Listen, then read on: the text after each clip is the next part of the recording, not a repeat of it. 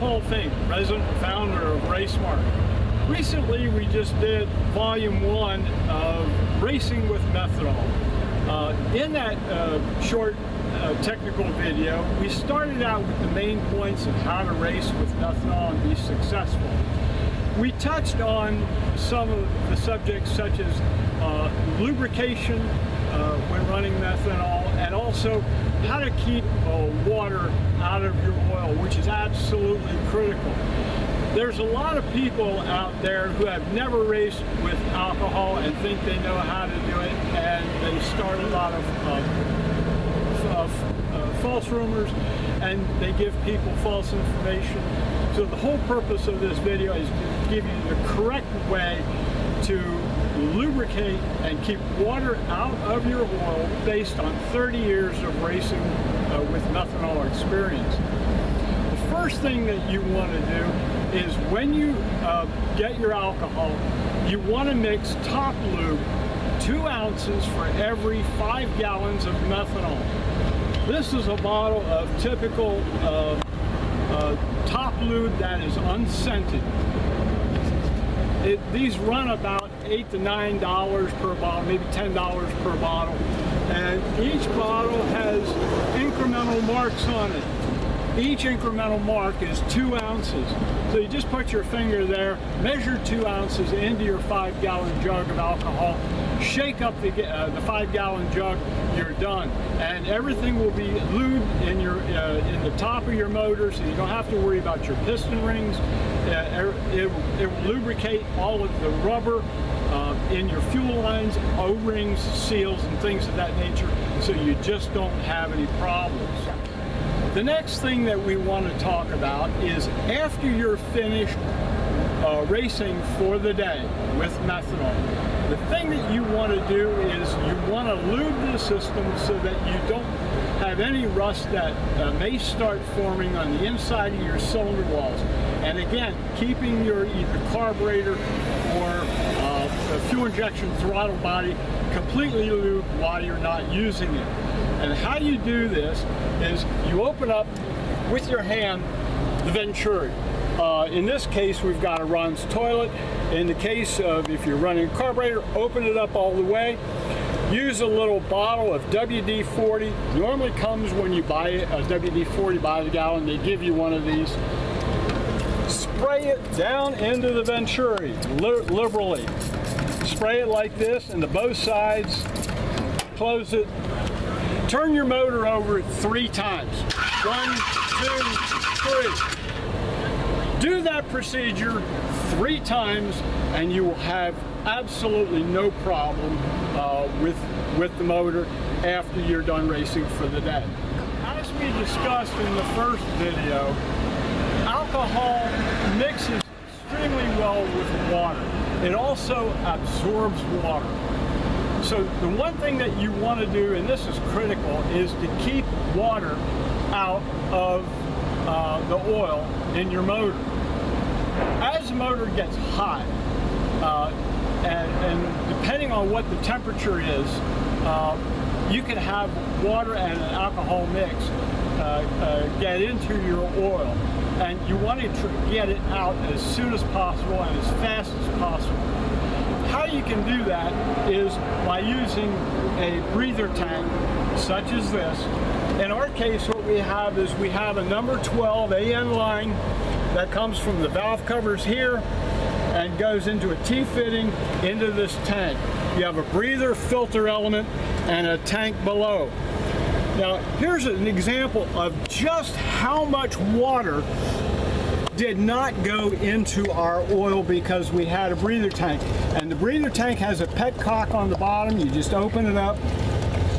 And what it does is it separates any water, because as the motor gets hot, of course, you've got these hot gases that rise. They rise to the top of your valve covers, through the lines, and into the tank. The tank you need to keep above the height of the valve covers because, of course, hot air rises. This will give you an idea of how much water did not go into the oil. Take a look. That was after one pass this morning here at Gainesville, when it was 50 degrees when we made our first run. We just finished talking about a breather tank.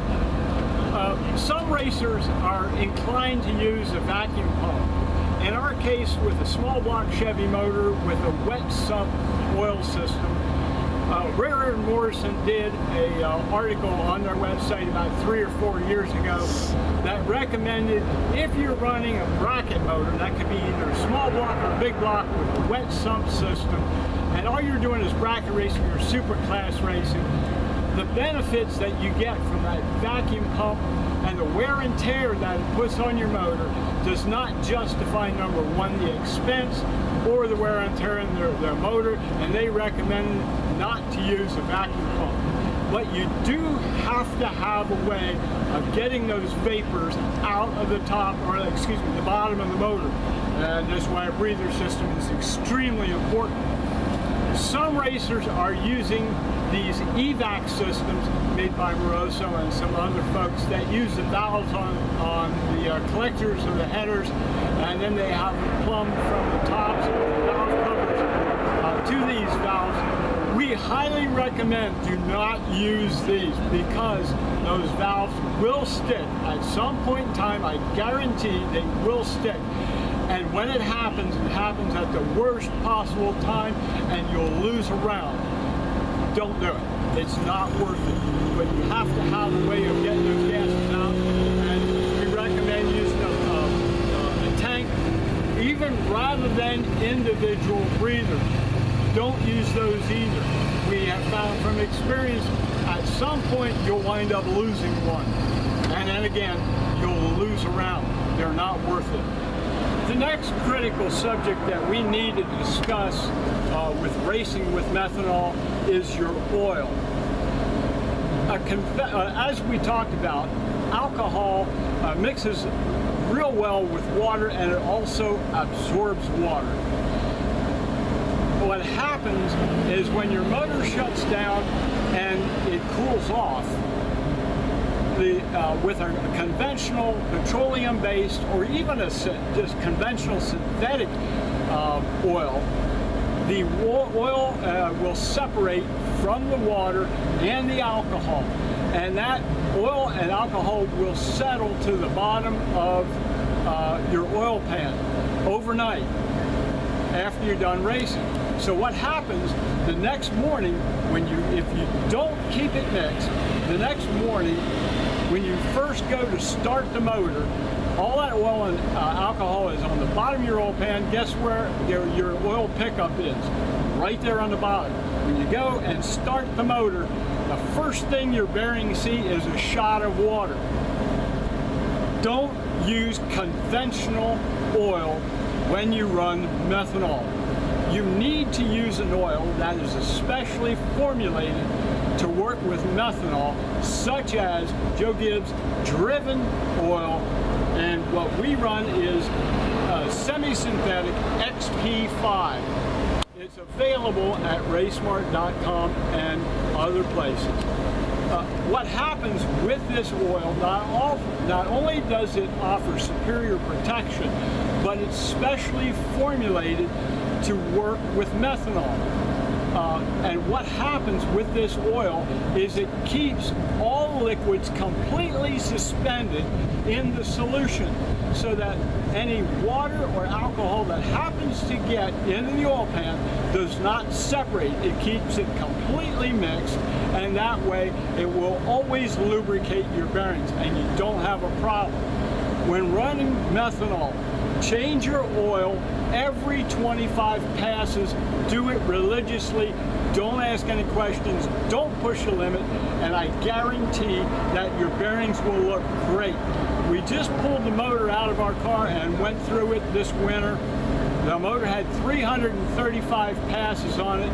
The bearings look brand new from using this procedure.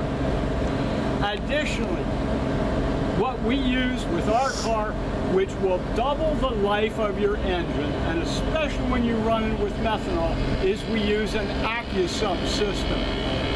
What that is it is a 1.5 quart oil storage tank that we have in a car with an electrically operated solenoid and a switch in the dash of the dragster. That tank holds 1.5 quarts of oil under pressure. It has 6 pounds of compressed air in the head of the cylinder. When you push the button on the dash, it shoots that 1.5 quarts of oil through the motor, pre-lubes the bearings. You start the engine. When you go to shut off the engine, you close that valve. It keeps 60 to 80 pounds of oil pressure, 1.5 quarts in the cylinder, locks it in there, then you turn off your engine, so that way you have the tank ready to go on your next pass or the next time you start up the motor, and your bearings will live, and the life of your motor will literally double. And this is a fact that we got not only from Lucas Oil, but also from Driven Oil and from Valvoline. All 3 oil companies agreed with this fact on how to make your methanol motor and even your gas motor last a long time. The last major issue that we want to discuss is idling around the track when you're racing with methanol. A methanol car, to keep the methanol out of your oil and having fuel wash down your cylinder walls with methanol, is you don't want to have too much fuel going into the motor, washing down the cylinders while you're just idling around the pits, doing a warm-up, loading it in and out of the trailer, things of this nature. In the case of a fuel-injected engine, like we have with a Ron's toilet, you simply use your fuel shutoff valve.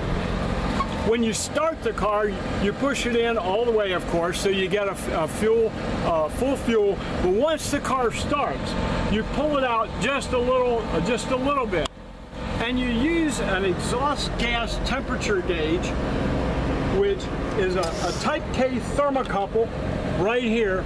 And it measures the temperature of your exhaust gas, and it goes into the header. We use it on number 1 and number 2 cylinders, and it's in a 1/4 inch hole, 1 inch out from the flange, and it centers the probe right dead center in the middle of the tube to record the exhaust gas temperature.